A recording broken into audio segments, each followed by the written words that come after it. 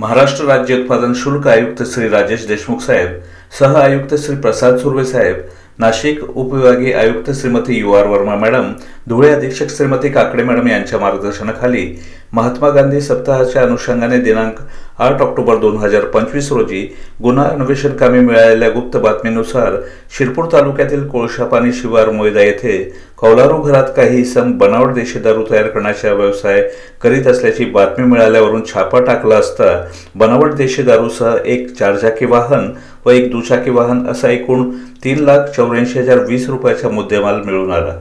सदरची कारवाई राज्य उत्पादन शुल्क सीमा तपासणी नाक्याचे निरीक्षक AP मते साहेब, शिरपूर निरीक्षक DP मेहुल साहेब, धुळे भरारी पथक निरीक्षक श्री हिप्परगेकर साहेब व त्यांचा स्टाफ, धुळे निरीक्षक श्री राजेश गणवटे साहेब व स्टाफ, हाडाखेड येथील दुय्यम निरीक्षक SS निकम साहेब, KM गोसावी, केतन जाधव, प्रतिकेश भामरे व जवान, वाहन चालक निलेश मोरे, विजय नाहिदे व रवींद्र देसले यांच्या पथकाने सदरची कारवाई केली आहे। मोयद्याहून निलेश कुमार दुबे, सत्य न्यूज।